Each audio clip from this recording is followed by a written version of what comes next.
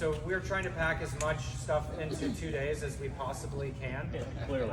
So yeah, we have the news here, hosting this today. If you find folks, the ribbon cutting, our grand openings tomorrow from 12 to 6. I grew up in Gladstone, so I was just really excited to be able to secure a lease on this building.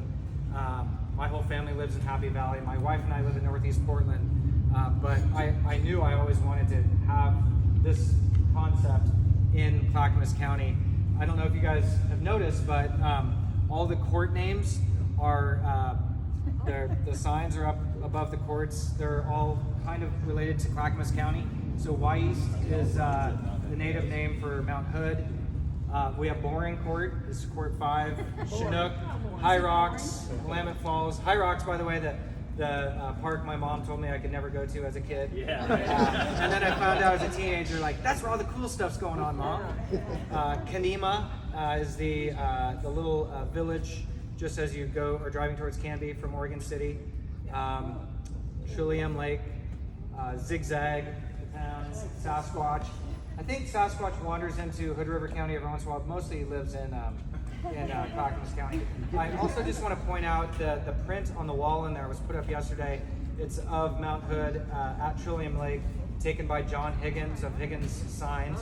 Higgins Signs did all of our signage, and they just are incredible, the work that they've done for us. But I want to tell you guys the origin story of how this all came about.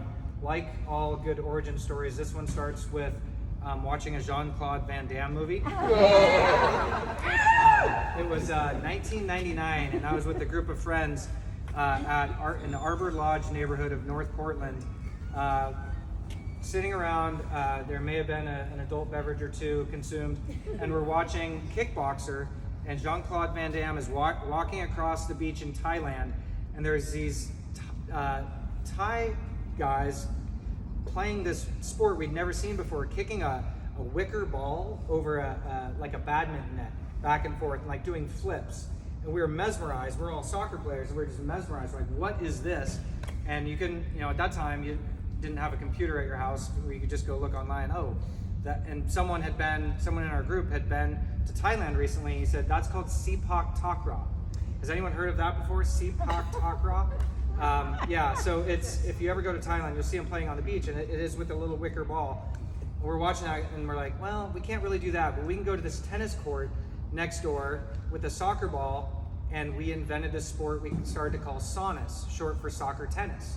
And we just kept playing for days and weeks and months, and this group, still get together to play Sonus. And you play 2-on-2, and you got a soccer ball, or now we use a large felt soccer ball, so it's like a huge tennis ball. And every time the ball goes over the net, you and your partner have one bounce and 2 touches to get the ball back over the net. And I would joke with my friends, like, hey, this is really fun. Like, we can't get enough playing this. We keep getting better. And, someone brings their stereo, and maybe there's a 6-pack, and we just hang out here for hours playing Sonus. And I got reintroduced to a sport I hadn't played since I went to Cracksburger Middle School, and it's called pickleball. And about 8 years ago, I got reintroduced to pickleball, and I realized, oh my gosh, all the things that we love about Sonus, it's the same stuff that they love about pickleball. It's very social. It's in the name. It's our value proposition. It's recreate, exercise, compete, socialize. And I was like, oh, suddenly I realized that my idea wasn't necessarily like this, it's just a place where you do this one thing. It's about a social sporting experience. And you can play pickleball, you can play Sonus, you can do all these, crazy, weird hybrid sports. And then, we've got the Players Lounge. And I was able to pitch some friends that were like, you're crazy, but that's crazy enough it might work. And so Michelle, who's here today, her husband, Steve Waters. Michelle's doing our social media. Thank you, Michelle. Steve is the CEO of Backwoods Brewing. And Steve, I hired as a consultant, and he listened to my crazy idea. And Steve is a CPA and a finance brain. And I said, Steve, I have this crazy vision, but help me turn this into an actual business. And so he put together this pro forma and was like, okay, I think we've got an actual business here. And he's like, but stop paying me, make me a partner. And, Really at that point, things just started to really click. but then COVID hit. And so we're like, okay, let's put this on the shelf.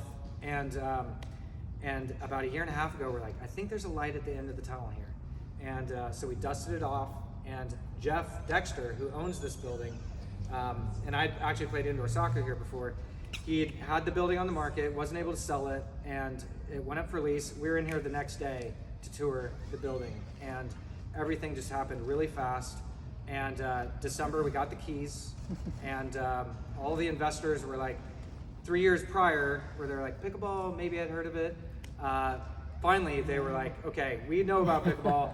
They were in. Columbia Bank got on board for our SBA loan. Thank you, Columbia Bank. And it has all just happened really fast. So tomorrow's the grand opening. I hope you can all come 12 to 6. You're all welcome. There will be a guy on a unicycle getting out of a straitjacket and other weird things happening. Please come check it out. Thank you all for being here.